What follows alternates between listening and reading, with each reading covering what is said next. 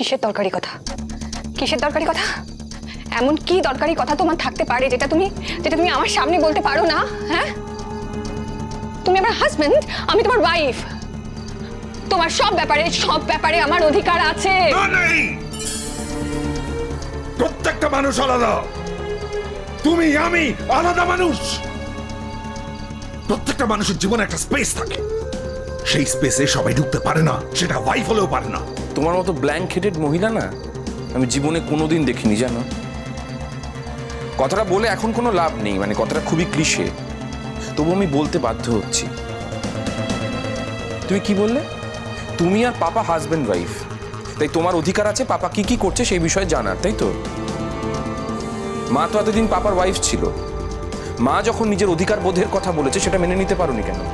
অধিকার না কেউ কাউকে দিতে পারে না, অধিকার অর্জন করতে হয়, কেড়ে নিতে হয়। তোমার মা এমন ক্যালাস মহিলা, সে সারা জীবন ধরে এটাই ভেবেছে। What? Let me speak the truth. তোমার মা এত ক্যালাস মহিলা যে সারা জীবন ধরে সে ভেবেছে যে তোমার বাবা সারা জীবন ওর দিকে তাকিয়ে বসে থাকবে, ওর দিকে মুখ করে বসে থাকবে, আর এটুকুও জানে না যে ওর দিক থেকে মুখ ফেরাতে না চাইলে কি কি করতে হবে। জানে না, করেনি, পারেনি কোনোদিনও।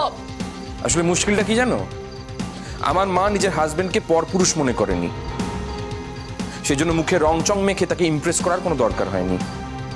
মা তার বদলে কি করেছে বলো তো? এই সংসারটা দেখাশোনা করেছে, আমাদেরকে বড় করেছে। যাই হোক, এসব কথা তুমি বুঝবে না, সবাই তো সব কথা বোঝে না। প্লিজ বাবা, আমি না ওপরে যাচ্ছি, এই মহিলা যতক্ষণ আছে আমাদেরকে কথা বলতে দেবে না। দাঁড়া ডিঙ্কা, জুন প্লিজ ঘরে যাও।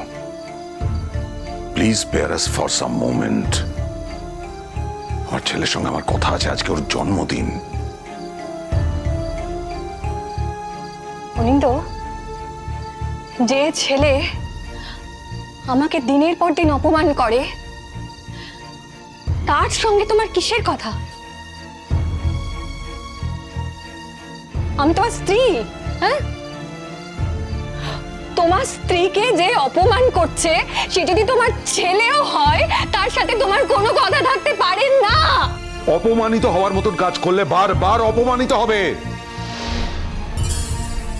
এটা আমি তোমার পরিষ্কার বলে দিলাম। জন্য এখনো বলছি, নিজেকে সংশোধন করার চেষ্টা করো। আমার স্ত্রীর থেকে আমাকে তুমি আলাদা করতে পেরেছো, কিন্তু আমার ছেলে মেয়েদের কাছ থেকে আমাকে তুমি আলাদা করতে পারবে না, কোনোদিনও পারবে না। সেই চেষ্টাটাও করো না।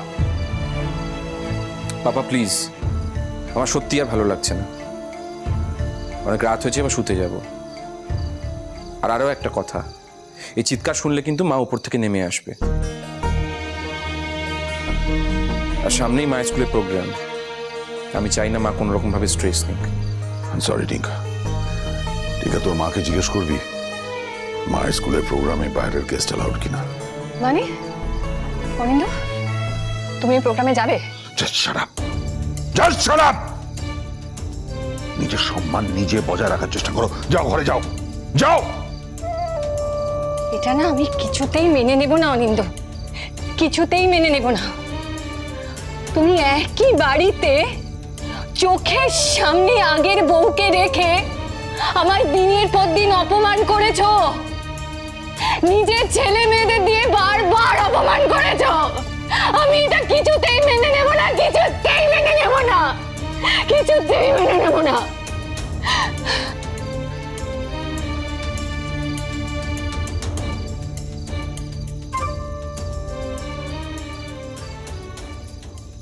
টিঙ্কা,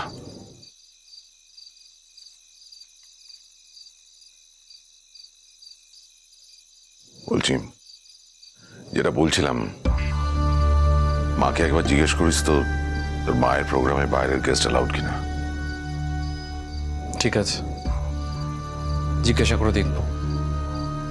টিঙ্কা, আমি প্রোগ্রামটায় যেতে চাই। আমি ওই কার্ডের মতো দেখলাম তোর মায়ের নামটা আছে কালচারাল কোঅর্ডিনেটর হিসেবে। পাপা, যে জীবনটা বেছে নিয়েছো সেই জীবনটাতে থেকে যাওয়াই তোমার জন্য মঙ্গল। নতুন জীবনে দাঁড়িয়ে পুরনো জীবনটাকে ছোঁয়ার চেষ্টা করো না। ছুঁতে তো পারবেই না, বরং অশান্তি পারবে। যাব না। না গেলেই মঙ্গল। আর যদি একান্ত যেতে চাও তাহলে আর 5টা মানুষ যেভাবে যায়, সাধারণ দর্শক, সেভাবে যেও। তুমি যাচ্ছ এটা যেন মা জানতে না পারে, বুঝতেই পারছো। মায়ের জন্য খুব ইম্পর্টেন্ট দিন ওটা। তুমি যাচ্ছ শুনলে হয়তো স্ট্রেসড হবে। পারলে সাধারণ মানুষের মতো যেও, আর 5টা গেস্টের মতো। আর নয়তো যাওয়াটা ড্রপ করে দিও। অনেক রাত হলো বাবা, শুয়ে পড়ো।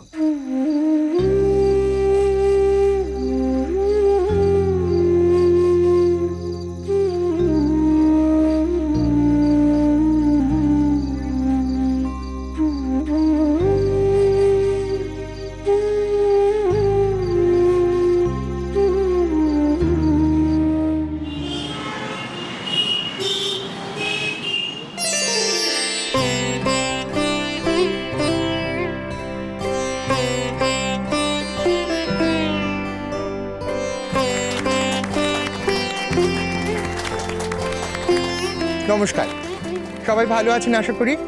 শুভ সন্ধ্যা, গুড ইভিনিং, সুস্বাগতম। Welcome to the annual program of New Hope School. I'm sure, like all of us believe, you also endorse the same thought that we don't just believe in academic brilliance, but also a huge deal of cultural exposure. And that brings us to the history of the school. আমাদের এই স্কুলের একটি ইতিহাস আছে।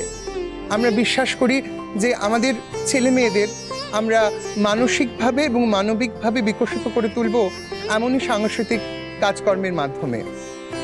সজল, এই দুটো শাড়ি ইস্ত্রি করে পাশের গ্রিন রুমে দুটো নাচের মেয়ে আছে, ওদের সুন্দর করে পরিয়ে দাও, কেমন? কি রে, তোদের হলো সব রেডি? হ্যাঁ, দেখি। বাহ, এই তো। আরে কর কর, তাড়াতাড়ি কর। শোন বাবা, ভালো করে করিস, হ্যাঁ? আমার নাম ডুবোস না যেন। মাম, হ্যাঁ, আমার শ্বাসটা ঠিক আছে? বাহ, খুব সুন্দর আছে। দেখি হাতটা দেখি, একটু বেঁকে গেছিল। খুব সুন্দর লাগছে, সবাইকে একবারে ফুলের মতন লাগছে দেখতে। আরে টিপ পড়াসনি কেন? হ্যাঁ দেখি। না না না না, ব্যাকা হচ্ছে। দে আমাকে, দে আমাকে, দে দে আমাকে, দে। এই তো, ঠিক আছে, খুব সুন্দর লাগছে, ভালো লাগছে। হ্যাঁ, পড়ি দাও, পড়ি দাও, পড়ি দাও। হয়েছে? হ্যাঁ আর কি বাকি? হয়ে গেছে, হয়ে গেছে। তাড়াতাড়ি করো। ম্যাম, ওই যে স্যার বিদেশ থেকে আসবার কথা ছিল, তিনি এসে গেছেন? উনি এসেছেন কিনা আমি কি করে জানবো? আমি তো এদিকে ব্যস্ত। কেন রে? নার্ভাস লাগছে একটু। নার্ভাস লাগার কি আছে? তোরা সবাই কত সুন্দর করে শিখেছিস, ভালো করে শিখেছিস তো, খুব সুন্দর করবি, মন দিয়ে। একদম নার্ভাস লাগার কিচ্ছু হয়নি। হ্যাঁ, ভালো করে করবি। কি হলো? আর কি বাকি? আরে তোমার এখনো মেকআপ হলো না প্রীতিশ?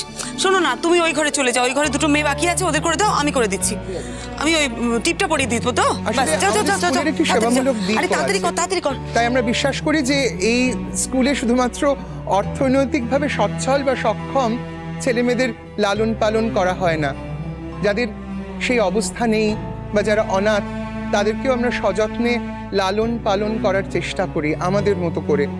এবং সেই কর্মে ব্রতী হয়েছেন বেশ কিছু বিশিষ্ট মানুষ। এমনই একজন মানুষের সঙ্গে আজ আমরা আলাপ করব আর খানিকক্ষণ পরেই। এই মানুষটি আমাদের নতুন স্বপ্ন দেখিয়েছেন, নিউ হোপ, নব আশার সঞ্চার করেছেন। তাই এই মানুষটির সঙ্গে আলাপ করার মাহেন্দ্রক্ষণের জন্য আমরা সকলেই প্রস্তুতি নিচ্ছি। আসুন সেই আনন্দ আমরা সকলে মিলে ভাগ করে নিই আজকের এই আনন্দ উৎসবে। দেরি করলি কেন এত? আরে রাস্তায় এত জ্যাম, বেশিক্ষণ হয়নি তো। আরে শুরু হবে এক্ষুনি। কিয়া, ভালো করেছো এসেছো, মা তোমায় দেখলে খুশি হবে।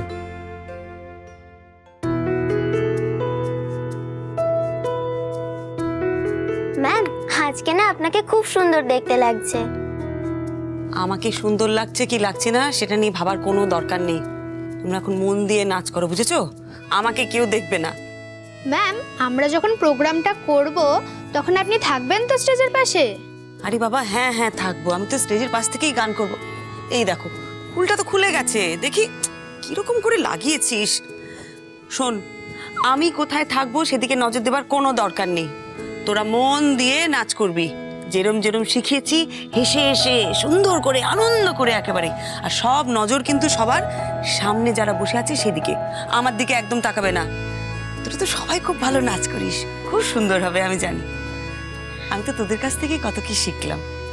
ম্যাম আপনি কি সুইট? সুইট। এই দেখো হাতটা বেঁকে যাচ্ছে কেন বারবার করে? প্রোগ্রাম যদি ভালো না হয় না, আমি কিরকম সুইট বুঝতে পারবে খুব ভালো করে। দাঁড়া আমি ওকে রেডি করে দিই। আয় আয় আয়। ম্যাম আপনি কি ছোটবেলা থেকে গান শিখেছেন? হ্যাঁ একটু তো শিখেছিলাম। আপনি কিন্তু খুব ভালো গান করেন, আপনি চাইলেই ক্লাস করাতে পারেন, শেখাতে পারেন। হ্যাঁ ওইটাই বাকি আছে। চোখ বন্ধ করো। আমার কত বছর গান গাওয়ার চর্চাই ছিল না কোনো। কেন ম্যাম? আরে বাবা, আমি কি তোমাদের মতন ছোট মেয়ে? আমার কত দায়িত্ব। তোমাদের মতন তিনটেকে আমি মানুষ করেছি, বুঝেছো? সংসারের দায়িত্ব এই সব পালন করে কি আর গান টান হয়? হয় না। আমার মাও বিয়ের আগে খুব ভালো ডান্সার ছিল, এখন একটু মোটু হয়ে গেছে। বললে বলে ডান্স ছেড়ে দিয়েছি তাই। বাপি বলে তাহলে আবার ধরো। তাই নাকি? ভালো কথা তো। হ্যাঁ, আর এই কথা শুনে মাজা রেগে যায় না, একেবারে চোখ দিয়ে ভস্ম করে দিতে চায়। কেন রে? আমার মা তো বলেছিল বিয়ের আগে ডান্স করবে, তখন সবাই বলেছিল হ্যাঁ করতে দেবে। আর বিয়ের পরে ঠাম্মি আর আমার দাদু বলল ঘরের বউ নাচে না। ব্যাস, মায়ের আর কোনোদিন ডান্স করা হলো না।